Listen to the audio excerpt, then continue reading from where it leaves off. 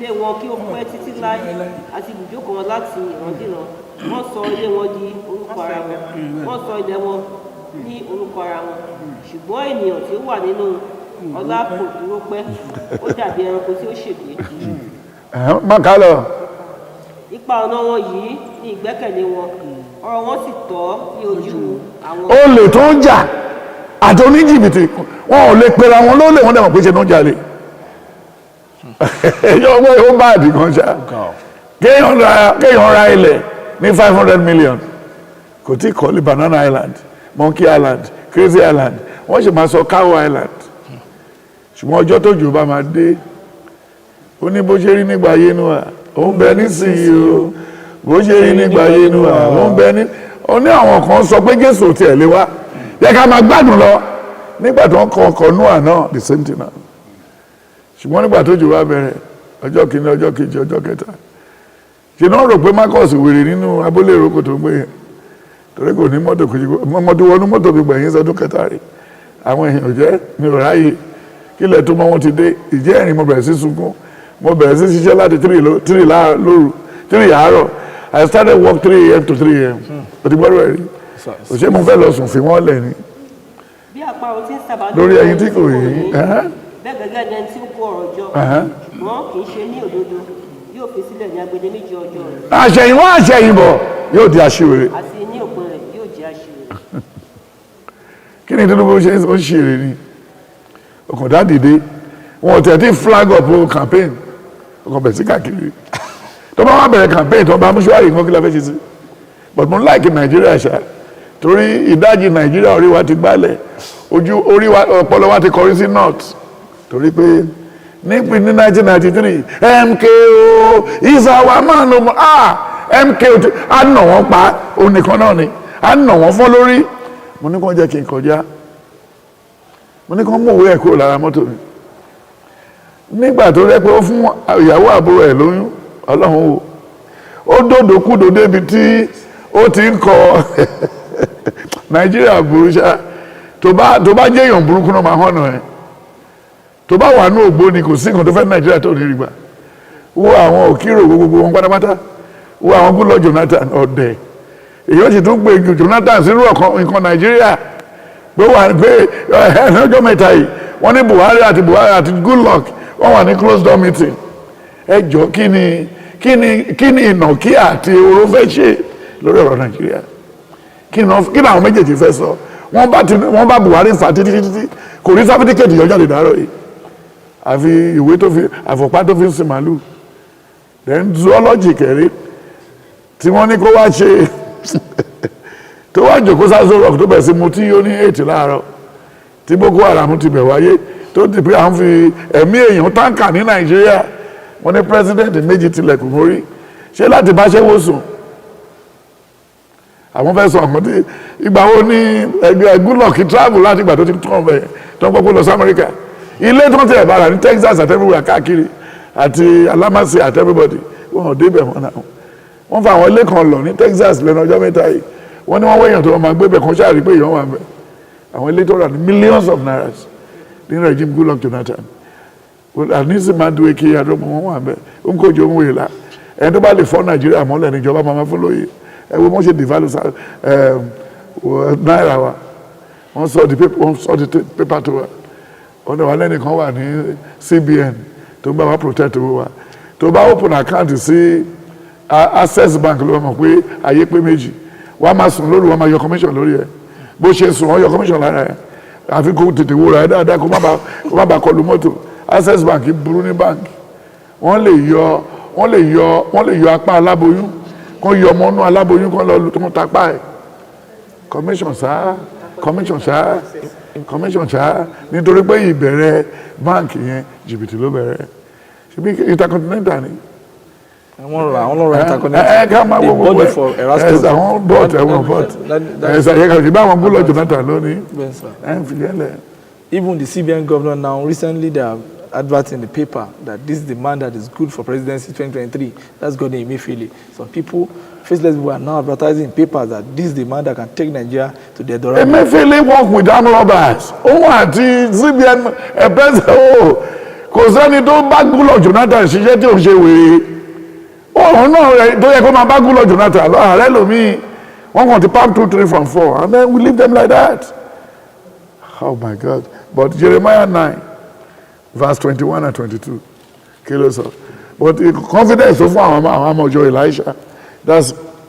nítorí ikú ti dé ojú fèrèsé wa ó ti wọ inú ààfin wa láti gbé àwọn ọmọ ọmú kúrò ní ìta àti àwọn ọmọdékùnrin kúrò ní ìgboro sọ pé báyìí ni Olúwa wí òkú ènìyàn yóò ṣubú bí àtàn ní oko. ó ti parí. àti ìbùkún wọn lẹ́yìn táwọn èèyàn bá wá wọ́n ti ta gbogbo Nàìjíríà wọ́n ti ta Emefiele kẹ́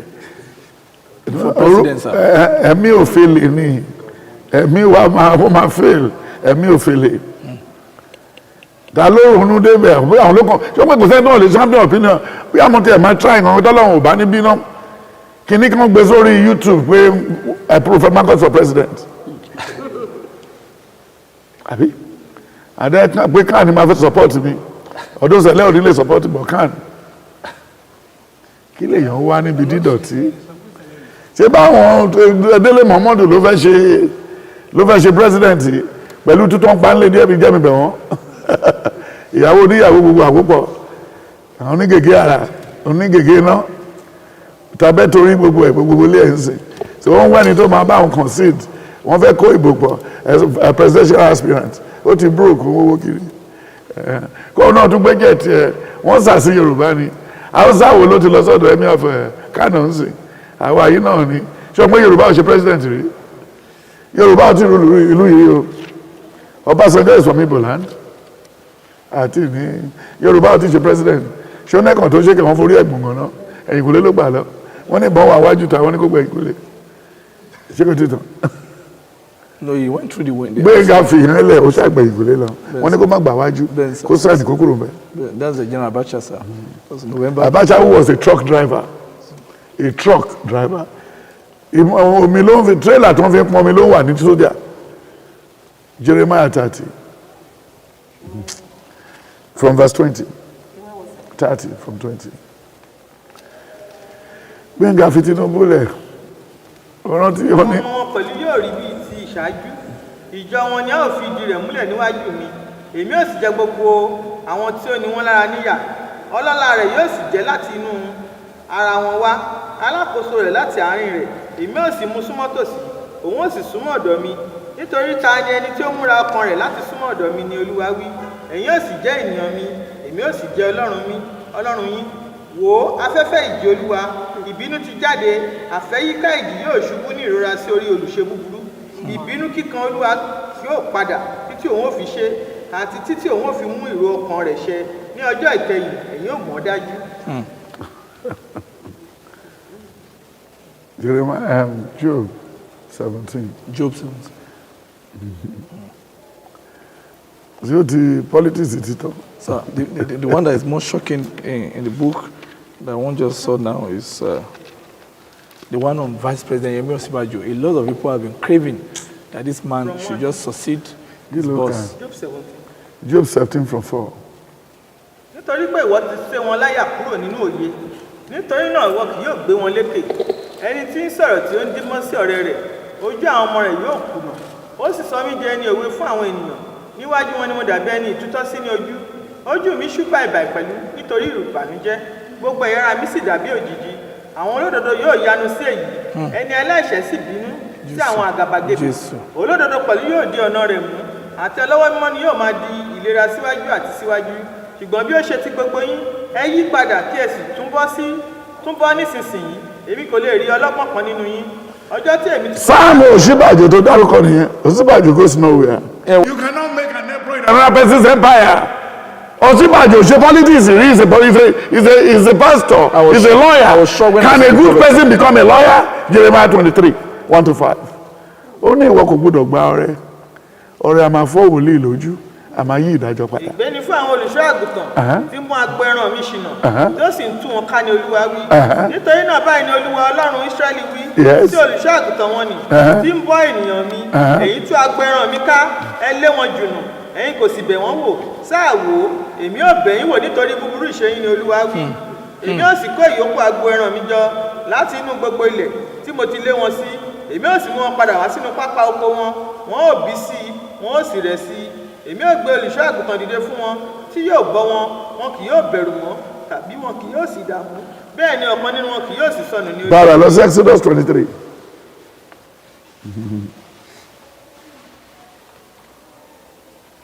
Òṣìbàjò lè wá mi. No, I was shocked, sir. Òun àti àwọn Hausa ti dì í jọ pé gba ìyìn èké ẹnu láti kà vibrantly. Kì í ṣe nǹkan tó yìí ti lò fẹ́ kà ó yá. Ìwọ kò gbọdọ̀ ṣe ìròyìn èké. Má ṣe ní ọwọ́ sí pẹ̀lú ènìyàn búburú láti ṣe ẹlẹ́rìí àìṣòdodo. Ìwọ kò gbọdọ̀ tọ ọ̀pọ̀lọpọ̀ ènìyàn lẹ́yìn láti ṣe ibi. Bẹ́ẹ̀ ni ìwọ kò gbọdọ̀ sọ̀rọ̀ ní ọ̀ràn kí o sì tẹ̀ sí ọ̀pọ̀ ènìyàn láti yí ẹjọ́ po. Bẹ́ẹ̀ ni ìwọ kò gbọdọ̀ gbé tálákà ní ẹjọ́ rẹ̀. Bí ìwọ bá bá akọ màálù tàbí kẹ́tẹ́kẹ́tẹ́ ọ̀tá rẹ tí ó ṣìnà, kí ìwọ kí ó mú padà fún un wá ní tòótọ́. Bí ìwọ wá bá rí kẹ́tẹ́kẹ́tẹ́ tí ó kórìíra rẹ tí ó dùbúlẹ̀ lábẹ́ ẹrù rẹ̀, ìwọ kò gbọdọ̀ yẹra láti ràn lọ́wọ́. Ìwọ ó sì ràn lọ́wọ́ ní tòótọ́. Ìwọ kò gbọdọ̀ yí ẹjọ́ tálákà rẹ po ní ọ̀ràn rẹ̀. Ta kété sí ọ̀ràn èké àti aláìṣẹ̀ àti olódodo ni ìwọ kò gbọdọ̀ pa, nítorí tí èmi kì yóò dá ènìyàn búburú láre. Ìwọ kò gbọdọ̀ gba àbẹ̀tẹ́lẹ̀, nítorí ọ̀rọ̀ ní fún àwọn tí ó ríran lójú, a sì yín ọ̀ràn àwọn olódodo po. Àti pẹ̀lú ìwọ kò gbọdọ̀ pọ́n àlejò kan lójú. Ẹ̀yin sáà ti mọ inú àlejò, nítorí ẹ̀yin ti jẹ́ àlejò ní ilẹ̀ Íjíbítì. Ẹ jọ̀ọ́, ojú Òṣìbàjò, not destroy Plateau, not destroy Ogun State, Nigeria. Then kí ló yẹ tí o lè resign? Is he a politician now? Ẹnìkan ló múrúkọ ẹ lẹ̀. Ọbásanjọ́ redeem pastor ló jẹ́ Tinubu ló ní contest yẹ kó máa dá fún Chief Judge Lagos State. Ó tán ibi tó ti trace power ni. Ó dẹ̀ láwọn ju last born ewúrẹ́ tó gbábólé. Then kí ló fẹ́ wá ṣe ń bẹ̀? Ó wá wo fún àwọn èèyàn jí eléyìí tó fẹ́ jí plane helicopter jábọ́. Ṣé kò tí ì fúnra? Ṣé kò tí ì fúnra? Ẹjọ́ kí ló fẹ́ ṣe? Kí ló fẹ́ ṣe fún wa? Before then there was a car crash. Ẹ jẹ́ kó náà tó bẹ̀rẹ̀ lọ máa rí àwọn ọba. Ṣé pé Yorùbá ọ̀dẹ̀ ni wá? Wọ́n máa kọ́ wa lọ́gbọ́n lílé yìí again. No, the revelation. Ẹ ṣàmúní kò máa wò ó. Kí ló ń kọ síbẹ̀? Yeah, the revelation is powerful. He said when you look at the book of Exodus 23 and the book of Psalm 49 and Psalm 55, then Isaiah first, how you left, how you are a commissioner in Lagos, then how you now became a pastor. You have covered virtually everywhere where you can be making money every day. You believe to be smart among all the lawyers in Nigeria. You are brilliant, no problem. Now, maybe after leaving that place, you now become a realtor. But to be a president of Nigeria will not be easy. You can't be. Then, yeah, another one is, okay, sir, sorry, sir. There are a lot of revelations. There's so much, sir. There's so much. But I will just put out two. Say, you are out of order for the past 2 years. He's out of order. Yes, you are. You're more boss tó wà ní London. Yes, sir, those big bosses. Tó máa tí mi bá ti bọ̀ tó dọ́gbọ́n Nàìjíríà tó ṣe travel débẹ̀. Yes, sir. O lè fẹ́ lọ máa juwọ́ bọ̀ wọ́n juwọ́ sí boss ní London. Ó ti ní gbogbo ibi tí wọ́n ti máa dúró. Kì í náà máa fi mọ̀ pé lóòbùkún ni ẹ ò ṣẹ̀dé ni. Ẹ máa juwọ́ bíi tí mo lò ẹbí. Wọ́n á máa wò pé kí ló ṣẹlẹ̀ sí abó ní Parkinson ni. Tó bá ti dé ìbòkun náà. Ṣé Òtálíkà ló juwọ́ sí juwọ́ méjèèjì sí boss. Bọ̀ tó lówó bá fẹ́ dá taxi tó ní Ìkòyí á náwó lẹ̀ bíbí ìbọn báyìí. Ó ti náwó lẹ̀ báyìí taxi kan park. Tó ti wò dúró ẹ̀ just taxi. Bọ̀ tó bá gbé ẹni tó ti rí abúlé ẹ̀gbá ti òjòkóró bí ìlọsọ̀hún báyìí ló bẹ̀ sí láti dá bọ́ọ̀sì dúró. Maybe Labalábá fẹ́ fò bọ́. Ẹ̀rọ búkú ni ìjọba Tálíkà òṣòro mọ̀. Wọ́n gbà tó jẹun tó bẹ̀rẹ̀ sí fábọ́ tó ń lábọ́. Ó náà tó ṣe ráìsì ọlọ́wà dúró tì wọ́n ní banquet. Ṣé pé ìwọ tó mú lọ ó ní lè fẹ́ jókòó lẹ́gbẹ̀ẹ́ mọ́. Kì í ṣe nǹkan tó burú ní kéèyàn Tálíkà. Ó máa ń ba brain èèyàn jẹ́. Tálíkà tí Òṣìbàjò ti kúrò yẹn wọ́n ti fowó tọ́ lẹ́nu o. Orí nǹkan tó ó fẹ́ ṣe president ẹni ìka tó fìdí ẹ ò fẹ́ gé bí Tinubu ti ẹ̀jẹ̀ wèrè ẹ̀yìn ẹ̀ ló yẹ kẹ́ ṣe wá àwọn èèyàn ṣèbígbà tí Babangida ìgbà tí Abiola délẹ̀ ṣebí Tinubu Ọbásanjọ́ yìí ló ń pariwo káàkiri Nàìjíríà ẹ má dá lóhùn o it's not the Messiah it's not the this one ṣebí Ọbásanjọ́ yìí náà ni. He spoke in Zimbabwe. ẹ mọ ní sùúrù ṣebí nǹkan tó sọ yìí náà ni ọtí tó ń rẹ́yìn ikú Abíọ́lá kìí ò lè sọ pé Tinubu Ọbásanjọ́ ọmọ ń pa ẹ ó ní àjẹké lánàá ọmọkúlé ní tání ọmọ pé jẹ́ ká fi gbogbo ẹ lẹ̀ ṣebí wọ́n rán láti wá daṣẹ́ Awólọ́wọ̀ rú ni kí lọ sí Ìbàjọ́ fẹ́ sọ fún wa a wà ní rẹ̀jíìmù sójà àgbàdùn àti pẹ́pọ́sá rẹ̀jíìmù lọ́ọ̀yà tó máa fi mọ́tò pààyàn a ní o máa hold brief fún ẹ má wọlé báyìí wọ́n ní case wọ́n ti bá epo fi mọ́tò pààyàn ẹjọ́ kí la tó fẹ́ sọ jù pé ká lọ bẹ àwọn tó fi mọ́tò pààyàn ẹ̀ bọ́ lọ́ọ̀yà ńlọrọ̀ ṣe wa kún lè rí tiwọn yọ wo EFCC wo tàbá dìbò tó ń rú bí àwọn lọ́ọ̀yà ṣe tó síta irú àwọn cross river state governor river state governor everything àwọn lọ́ọ̀yà ló gbé wọn débẹ̀ nítorí pé ọ̀rọ̀ lè lágbàwọ́ lọ́wọ́ mẹ́rin money bag Ọbásanjọ́ náà ló sáré tẹ̀ ẹ jẹ́ kó Ọ̀ṣínbàjò máa bọ̀ ọ́lé kó lọ sí mi àwọn ọ̀rẹ́ ẹ̀ tó ń tẹ̀lé kiri ló kọjá sí kan náà kò tí ì náwó tiẹ̀ o ìyàwó ẹ̀dẹ̀ ní ìgbéraga ju Jésù ń bọ̀ very naughty woman ó lóun ti sẹ́ńtà náà Awólọ́wọ̀ mélòó ló dúkùú lọ́wọ́ Awólọ́wọ̀ eléyìí tó ń fún ní mínísítà pápá ṣe ló jalè kúrò bẹ́ẹ̀ EFCC bò láṣìírí ni ta ló wá ní Ìjẹ̀bú tó ń wá láti ibì kan tó dá ó wéètò àti gbogbo But a lot of people love him because of sharing that money in the market. Ẹ̀sà gbàgbé owó Nàìjíríà ṣe bí títẹ àwọn Ìjẹ̀bú náà máa ń pèsè láti ṣe ẹ̀sà àwọn Ìjẹ̀bú náà máa ń pèsè láti ṣe owó àwọn làpá ní táàmù ti People's Bank náà pèsè ṣe bí Ìjẹ̀bú náà ni ṣe bí Ìjẹ̀bú ni tó ta iṣọ́ láàrin wọ́n á mú ti wọn ṣe bí Ìjẹ̀bú ló máa mú gàrí òfo téèyàn gbé gàrí kalẹ̀ tí ó dẹ̀ tó ń bú gàrí sẹ́nu tí ó sì kàn lọ́wọ́ ẹ̀ kí ni bàbá àwọn olówó lórí Ìjẹ̀bú then kí là ń sọ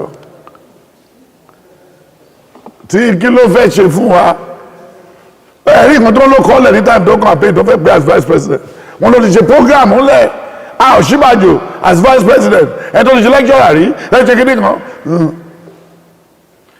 kí ló ṣe lọ́dún mẹ́jọ wọ́n ní ká má gbádùn ni ṣé wọ́n ní ká jìyà kú ni. He has been meeting northern leader. He has just become the Asiwaju of Adamawa now. Okay, Asiwaju meet it. Ṣé Nàìjíríà mélòó ló wà? Ṣé Nàìjíríà mélòó ló wà? No, he has become Jagaban of Adamawa. Is bigger than Jagaban of Bogu. Bogu is a small town. Adamawa is big city, sir. Wọ́n ló máa ń bá wọn rìn káàkiri mi ò mọ̀ nípa mi ò mọ̀ Bogu mi ò mọ̀ Jubi. Adégúnlẹ̀ bus stop kí lè máa gbá bí lọ́ọ̀lù mi. Máa tẹ̀lé wọn bí tó bá tán lọ́wọ́ ìwà padà sílé. Ọ̀ṣínbàjò president kẹ màá ní kí bàbá yé jáde kó lọ campaign màá ní kí dáàdì mi kó lọ lẹ pósítà òtítọ́ wò lọ sí ìbàjẹ́ sọ fún wa ká nǹkan tó lọ́nà ló máa ṣẹlẹ̀ sí ẹ̀yẹn tó bá délé kó ká. It's very unfortunate, sir. He said he's supposed to have resigned. He could have. Oh, yeah, go to resign. When the ovation was still out. But you cannot. You are still sitting down just to gain more wealth because Ijebu will not say. We always say, "Kowokwe." That's what we are trying to wait to do. Then he said, "How? I mean, how can a vice president be sharing money when you are not the bank manager inside the market?" How can you be sharing money? Nobody will read account. Ìwọ́de ṣe àkàdédè fún pé ẹgbà tí àwọn èèyàn láìkí ẹ̀ tó ń lọ ṣe àwọ̀ ṣé owó tó bàbá àbówó ti yá ẹ̀. We trade that money for the traders in the market, sir. Gbogbo nǹkan fi lè mí lẹ̀ jàre. Kí ló tún lókè kan? People just want to know that who is going to do it better. Ọlọ́run ò tí ì fi hàn. Because we have Omorele Shuore, we have Chief Dele Momodu, we have who's again? There's another man there. Kò tí ì sí nọ́tàmás tó wà bẹ́ẹ̀. There's Dr. Juzo Kalutu has came out. Ìyẹn lọ̀dẹ ayé àti ọ̀run ọ̀dẹ. No, Dr. Juzo Kalutu. Òkè òsì dọ́tọ̀ bẹ́ẹ̀ ọ̀dẹ. Ọ̀nà tí ìyàwó ẹ̀ ò lè dìbò fún. Ìyàwó ẹ̀ ọ̀gá ẹ̀ ti kú kó yẹ kó bo ara ẹ̀ láṣìírí. Ṣé wọ́n ti pé Joshua àdìbò lọ́pọ̀ ti kú? Wọ́n á lù pa lélẹ̀ ẹ̀mọ́ náà sì fi sí ní ọ̀dọ̀ àwọn ọmọ stone ẹ̀ pa ni. No, he said he's a. Mo ní kò lè débi kankan. Igbo president, sir. He and Pastor. Kó yẹ kó bọ́ sáyé ti bọ́ ìtàn tì mọ́lé yẹn dẹ́. Bọ́ kí lórúkọ. Nnamdi Kanu. Nnamdi Kanu kó bọ́ sáyé Igbo president. Igbo ní president. Igbo tó fẹ́ pàjí bàbá àtìyá ẹ̀. Igbo president. Bóyá òrùkọ́ Ọbásanjọ́ ṣe bí fẹ́ nìyá òun. A lot of people just want to know that. Mo ní bóyá mò ń bi ẹni mo ń bóyá òrùkọ́ Ọbásanjọ́ àtìyá ẹ̀ ṣe wà pọ̀. Ọbásanjọ́ ti fẹ́ lómìnira ṣé wọ́n ṣe fẹ́ lédì kan lẹ́nu ọjọ́ mẹ́ta yìí. Àwọn ìyá àti darúgbó wọ́n ti wọ dẹ́ǹtì. Ṣèbí influence ìyá náà ló fi débẹ̀. Wọ́n dìbò fún ni. Àbí ìyá ẹ̀ tí ó ti mọ ohun tó ṣẹlẹ̀ kan yọra lẹ́nu. Then John 14 verse 22. kí ló sọ.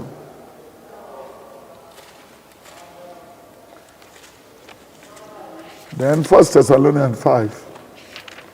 1 Thessalonians 5 from verse 4. Peter sì wí fún pé láti ṣe kì í ṣe sí kárọ̀tì Olúwa èyí àti ṣe tí ìwọ fi ara rẹ kàn fún àwa tí kì yóò sì ṣe fún aráyé. John 14. Thessalonica.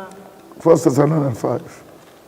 Jésù dáhùn ó sì fún pé bí ẹnìkan bá fẹ́ràn mi yóò pa ọ̀rọ̀ mi mọ́ bàbá mi yóò sì fẹ́ràn rẹ̀ àwa ó sì tọ́ wá ó sì ṣe ibùgbé wa pẹ̀lú rẹ̀ ẹni tí kò fẹ́ràn mi ni kò pa ọ̀rọ̀ mi mọ́ ọ̀rọ̀ tí ẹ̀yin ń gbọ́ tí kì í ṣe ti èmi ṣùgbọ́n ti bàbá tí ó rán mi nǹkan wọ̀nyí ni èmi ò sọ fún yín nígbà tí mo bá yín gbé ṣùgbọ́n olùtùnú náà ẹ̀mí mímọ́ ẹni tí bàbá yóò rán ní orúkọ mi èmi ní òkọ kọ́ yín ní. ọlọ́mọ asẹ́ni tó máa rúùlù irú wọn ò tí ìmọ̀ ẹni tó fẹ́ gbé fún tó máa bo atrocity wọn mọ́lẹ̀. Yes. Ṣùgbọ́n ní ti àkókò àti ìgbà wọn ni ará kò tọ́ kí ẹnikẹ́ni kọ̀wé sí yín nítorí ẹ̀yin tìkára yín mọ̀ dájúdájú pé ọjọ́ Olúwa ń bọ̀ gẹ́gẹ́ bí olè ní òru ní ìgbà tí wọ́n bá ń wí pé àlàáfíà àti àìléwu ní ìgbà náà ni ìparun òjijì yóò dé sórí wọn gẹ́gẹ́ bí ìrọbí lórí obìnrin tí ó lóyún wọn kì yóò sì lè sálà ṣùgbọ́n ẹ̀yin ará kò sí nínú òkùnkùn tí ọjọ́ náà yóò fi dé ipa yín bí olè nítorí gbogbo yín ni ọmọ ìmọ́lẹ̀ àti ọmọ ọ̀sán àwa kì í ṣe ti òru tàbí ti òkùnkùn nítorí náà ẹ má ṣe jẹ́ kí a sùn bí àwọn yòókù ti ń ṣe ṣùgbọ́n ẹ jẹ́ kí a máa ṣọ́nà kí a sì máa wà ní àìrékọjá nítorí àwọn tí ó ń sùn wọ́n máa sùn ní òru àti àwọn tí mọtí para wọ́n mọtí parí ní òru ṣùgbọ́n ẹ jẹ́ kí àwa bí a ti jẹ́ ti ọ̀sán máa wà ní àìrékọjá kí a máa gbé ìgbàyà ìgbàgbọ́ àti ìfẹ́ wọ̀ àti ìrètí ìgbàlà fún àṣíborí nítorí Ọlọ́run yàn wá kì í ṣe sí ìbínú ṣùgbọ́n sí àti ní ìgbàlà nípasẹ̀ Jésù Kristi Olúwa wa ẹni tí ó kú fún wa pé bí a bá jí tàbí tí a bá sùn kí a lè jùmọ̀ wà láàyè pẹ̀lú nínú rẹ̀ nítorí náà ẹ máa gbára yín níyànjú kí ẹ sì máa fi ẹsẹ̀ ara yín múlẹ̀ àní gẹ́gẹ́ bí ẹ̀yin ti ń ṣe. Hallelujah. Some people are saying, yes, sir. Some people are even saying Jonathan should come back now. That if the whole thing does not work. ó máa fẹ́ ba ẹ̀ ní ìjẹ́ fún mi o. I'm very sorry, sir. Sorry, sir. The northern governors, sir. Some northern politicians, sir. kí ni zoologist fẹ́ tó ṣe. They're just trying to say, ẹni tó mu tí yóò tán kan gbogbo check Nàìjíríà tí ó mọ̀ wọ́n kan gbogbo check tó bọ́ sọ́wọ́ obìnrin tí ó mọ̀ ẹ mú iye tó wà lákàntì Nkojo Wela ọmọdé tó payọ sáyìn mú ní wọ́n sọ the Igbo state the finance department is given to Igbo that time tó o bá ti sọ Igbo wọn lè gbà ẹ́ wà lísì má dùn èké gbọmọ ọdún kó lọ. You have a message for her. Megadi ń gbé bẹ́ẹ̀lì dọ́là lọ́lé ó fẹ́ lọ dalẹ̀ nù dọ́là ló dànù.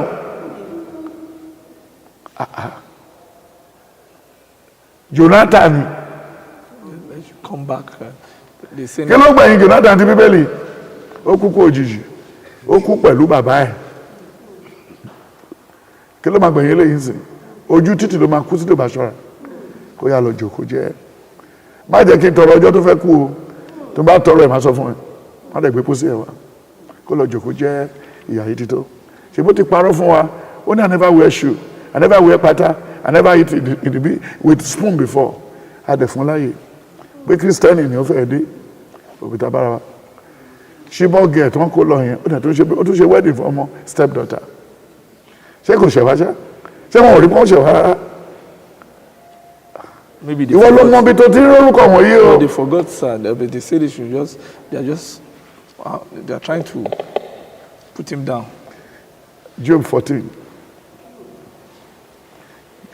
Jonathan. Gbẹ̀ngà ó yẹ kó lẹ fọ́tò tí o. Wọ́n sọ ní sà, wọ́n ṣe sọ káàkiri nìyẹn. Jonathan. Yeah, they're saying tí o mọ campaign nígbà tó fẹ́ campaign tó lọ gbé Ọba ẹgbẹ́ kó padà. láti wá ṣe kí ni. they say he should come back. That he should come and salvage the situation. Yes. Ènìyàn tí a bí nínú obìnrin ọlọ́jọ́ díẹ̀ ó sì kú fún ìpọ́njú ó jáde wá bí ìtànná ewéko Yes. a sì dé lulẹ̀ ó sì ń fò lọ bí òjìji kò sì dúró pẹ́ Yes. ìwọ sì ń ṣíjú rẹ wo irú èyí ni ìwọ sì mú mi wá sínú ìdájọ́ pẹ̀lú rẹ̀ Yes. ta ni ó lè mú ohun mímọ́ láti inú àìmọ́ jáde wá kò sí ẹnìkan Títàn. ìjẹ́ àti pinnu Ó ti tó. ìbáàdà kò lọ kọ́ bíbélì gbèrègà má jẹ́ kí bíbélì bà nàìjíríà jẹ́. I'm very sorry, sir. mi ò mọ̀jú bíbélì o. I'm very sorry. n bá rọ́gẹ̀dẹ̀ dúdú mo ti rí dínà mo bá rẹ́pà àti búrẹ́dì ó ti bọ̀ sí fọjọ́ díẹ̀ tó kù yìí tó bá lo 30 mọ́ ọ̀hún tó wà nílẹ̀ yìí something mo dẹ̀ lo 20 mọ́ ti tó 62 la fẹ́ tún mú yìí o kí ló dé kù o ṣe fẹ́ wá parọ́ fún mi ni oní nàìjíríà máa da àwọn olólùfẹ́ ṣe Dangote àbáwọn gbé gàṣàbí àwọn Kojú Williams àtàwọn owó nìyẹn àwọn olólùfẹ́ dá ṣe ìjàre àwọn ìdílé Abacha ṣe ń lọ ẹ̀wẹ̀lì wọn nítorí pé Fúlàní ló wà lórí oyè wọ́n gbé sáré wíwà wọ́n mú bí ẹ̀dìyẹ wọ́n lọ jù sáré omi kán lè ráyè pín nǹkan tó wà ní rí ẹ̀ ṣé àwọn eléyìí lálàáfíà they cannot. They cannot. Jeremiah, Psalm 55 from verse 10.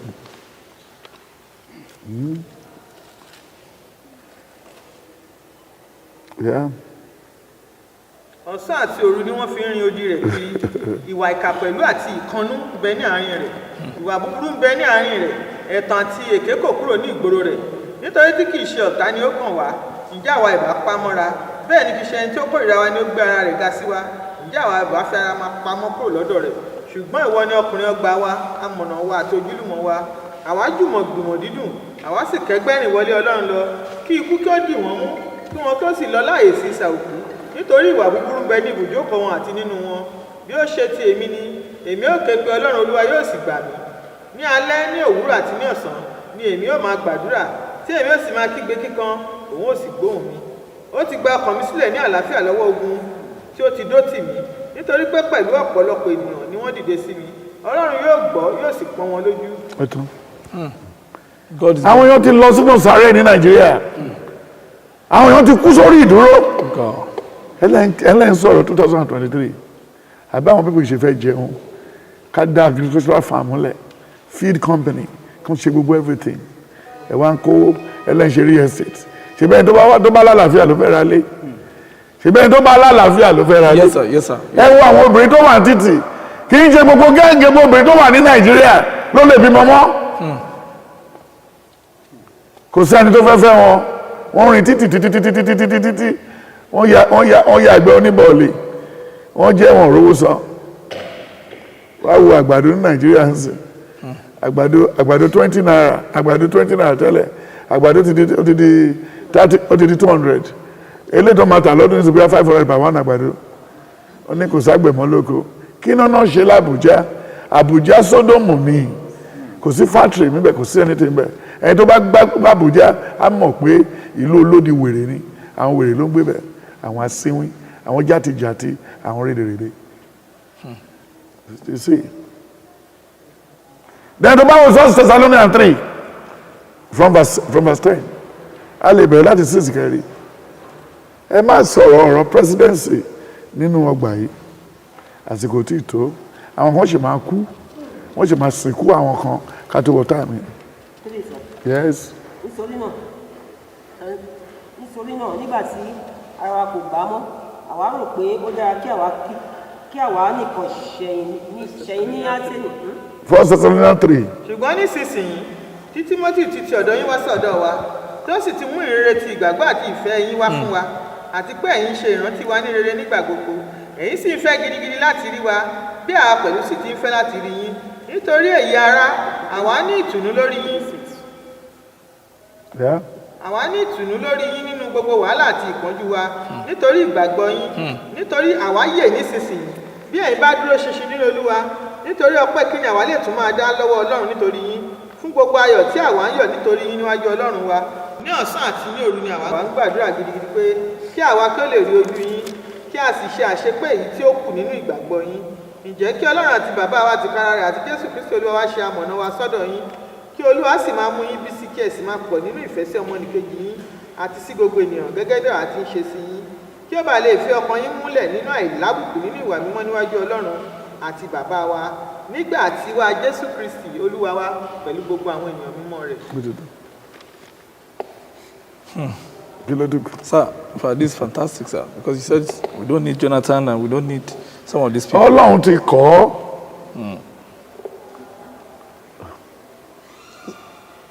Jonathan.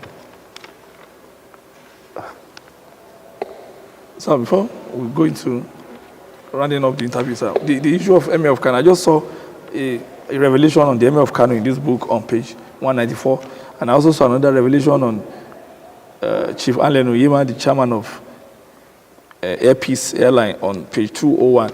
And you said that the Emir should say the truth this year, and he should not find himself in anything that will tarnish his image, or else he might lose his seat after 6 years. Then you also warned Chief Allen Oyema too of Air Peace that he should pay his staff and be nice to his staff so that he won't run into problem. But a few days ago, there was a crisis between Allen Oyema and the Emir. When the Emir said they took flight, they said he was begging the chairman of Air Peace to delay the flight for him. I think it was coming from somewhere, but because time was not on their side, they have to leave at the time that NMA and NCAA, all the agencies gave them. So they flew without carrying the Emir, and it has become a big problem now. How can it be a big problem? The PA of the Emir said they're going to deal with the Oyema. He's going to do. He has to apologize to people. There is a disgrace to people of Kano and the Emir to have left the Emir back. Though the plane does not belong to the Emir, but the Emir was like, it's coming in from. Is that man not ashamed? Where is Cabo Airline? It's in some of the plane. Where is Cabo Airline? It's not in existence again, sir. That they use the Islamic law to govern. Is Oyema a Muslim? No, sir. It's a Christian, sir. Is he a Muslim state that gave him the certificate? No, sir. No, they help him to source the money? No, sir. The Emir must be naughty. He didn't know what he's saying. Does he go to school at all? Well, the time is precious in anywhere in the world. What about those people inside? Maybe there's new Emir for 2058 in that plane. And people are going to, even the Good Samaritan, walk to time. He said when he looked at the whole thing, after the bandage of the wounded man, he gave them money to leave in order to honor time. Then when you look at the book of Acts of the Apostle 3, to honor time. He said when is it time for prayer? The 9 o'clock is the time of prayer. And when you look at the book of Luke 1, from verse 44 to 55, he said when it was the 9th hour for prayer, he carried the censer. Yes. He cannot be a problem. They will vindicate him. He said they should stop. Nothing will happen. They just want it Lord now. Oyema now say he has to go and beg you in the palace now for peace to just reign. He said they will can ban. Maybe Oyema want to be Emir of Kano in no, he's afraid so that they won't ban his route. Maybe the route to Kano. You know, they give most of this airline allocation to flying into different cities: Kano, Port Harcourt, Jeddah, what they call it. You know. But if I are in the shoe of Oyema, I will not go and beg. The little only. Òkèlè gbígbẹ pẹ̀lú sùúrù pẹ̀lú àlàáfíà tó wà nínú ẹ̀ òtítọ́ tí wọ́n bá dúró lọ́jọ́ yẹn tí plane yẹn já ńkọ́ tí wọ́n bá dúró dé tí plane yẹn já ṣèbí ẹ̀mí àbúyá Kaduna ọ̀sán ti já bẹ́ẹ̀ rí nígbà tó lọ that's ADC tó lọ pín owó ní Aso Rock ní táìmù Ọbásanjọ́ ó jáwé pé wọ́n ṣe tán ẹ̀ láyọ̀tọ̀ wọ́n tún gbà tó yá wọ́n tẹ̀ tó wá ríbi tí passport àti wọ́n tún rí báńṣẹ́ ìran míì tó ń ṣe wá ló tó lọ sí méjì. I think that was 2005 or something. Yes, 2005. Then zero yẹn náà tún wá ní ká máa delay flight tó rí ẹnìkan why kí lòun ṣe mi tó lọ kì í ṣe èèyàn ni ṣé wọ́n ti pẹ́ tẹ̀yàn bá fẹ́ yàgbẹ́ tí o bá ti tásìkò àti yàgbẹ́ yẹn lè lọ máa ṣe ní toilet but tó bá tásìkò ìdí àṣì náà so jẹ́ kó fọmọ ọlọ́mọ lẹ kó lọ ra private jet ti ẹ̀ ṣe bọ́n fún lówó ṣe báwọn ló ní Nàìjíríà kó ra jet ti ẹ̀ tí yẹn bá lọ bẹ̀ ó ti bójú wa jẹ́. Yeah. O Lord, the hope of Israel, all that forsake thee shall be ashamed, and they that departed from me shall be written in the earth, because they have forsaken the Lord, the fountain of. Thank you, man. So sad. You know, kò sí point mo ti kọ́ síbẹ̀ yẹn náà. Yes, sir. Yes. Kí ẹ̀mí àmì kò ṣọ́ra ẹ̀. Yes. Ó máa ṣọ́ra ẹ̀ lẹ́nu. Yes. Àbí kan oníwàásù 3. Olúkúlùkù ohun gbogbo ni àkókò wà fún àti ìgbà fún iṣẹ́ gbogbo lábẹ́ ọ̀run. In fact, you warn him there. Say he need to pray against what can make him to crash from a plane. It's on page 194. That's of Emir of Kano. That's right. He needs to pray against what can make him. Maybe I will send a copy to him. Maybe because they were delaying the flight and there is a. Gbẹ̀ngà kò ní ìdí wọ́n ti lọ now. Wọ́n ti fi ilẹ̀. The man is angry now. The Emir. kí ni áńgìrì ẹ̀ ní í ṣe pẹ̀lú Nàìjíríà ẹ̀mí African ṣé tó ń yọ ọ̀kan tó ń fi kejì síbẹ̀ àbí so the Lord bless you my son. Sir, before running up, there's something, something for bloggers here. There's a lot of big revelation for bloggers in this book, and this is the first time. There are lots for the entertainment industry. You said Babaji is going to win his case, and all those that gang up against him are going to be disgraced. But for the bloggers, you said the Nigerian bloggers, home and abroad, are going to bury some of their loved ones. They are going to bury some of their husbands. That is the troublesome one. 3 of them will have problem, and then 3 of them will pass away between now and 2023. The Nigerian bloggers should mind their business, and they should not take bribe, so that what happened to the regular journalism does not happen to them. Because some of the journalists are selling their conscience in Nigeria and in London and everywhere. Don't sell your conscience to try to stand firm. A blogger must not be a thief or a blackmailer. Look at the book of Exodus 23, 1-5. Then when you look at the book of Exodus 20, Exodus 26, then you look at the book of Acts of the Apostles, chapter 5. Then you look at what happened in Luke 12. And when you look at Acts of the Apostles 12, 13 again, you read everything. Stand firm this year in order to enjoy the blogging you are doing, and to help the poor and to help the society to get the best of them. We should give an award to Alhaji Oriyomi Hamzat. Oriyomi Hamzat is the best blogger for 2021, and by the grace of God, Oriyomi will be relevant in life because he's championing a good cause in life. The Lord will protect his family and everything. Then we should pray for Alhaji Oriyomi Hamzat not to be involved in an accident. We should pray for Oriyomi regarding stray bullets. The Lord said he will protect him, and when he look at Zechariah 2, read it all the time, Zechariah 2, Isaiah 45, Isaiah 43, then when you read all the time.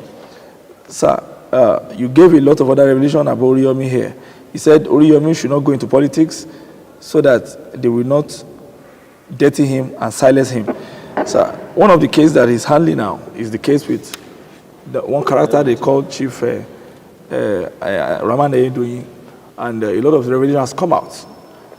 Yet Raman, the last time they brought him to police station in Abuja, he came with his jeep, and he was even flexing muscle, telling the senior brother of the guy that died in his hotel, everybody telling that Mapai, and that one now told him that Ewolumaku. Then eventually there was uproar. So the next time the police brought him, they brought him in the security van. Then from then, this man has gone to court that court should stop Oriyomi from talking about him. Then recently, he now sued Oriyomi for defamation. Despite the fact that the guy that died, they found the guy in a pool of blood in the hotel, according to information, and the hotel people even went to bury the guy without the knowledge of the family. And even when the family went to ask, they denied ever seeing somebody like that. The brother went to the bank, Zenith Bank. They now saw that there's a transaction from his account to the account of the staff in the hotel. When they now went to arrest her, and when they arrest her, they discovered that even the ledger that they used to stamp his receipt in the hotel has been removed, but the girl had it on her phone. Then right now, as we're talking about, 3 staff has run away. The Esther lady that took him in that night, then one Alhaji, is it Moshood or something, that they alleged that went into the room. Then even the son of the man. Like your revelation in December that they are going to find him in Ghana. They said somebody found him, according to a new information, but the police in Ghana said they were not well briefed and that he disappeared or something. Maybe they released him. So, but sir, now, is this man going to win Oriyomi, or Oriyomi going to win him eventually? Because he's trying to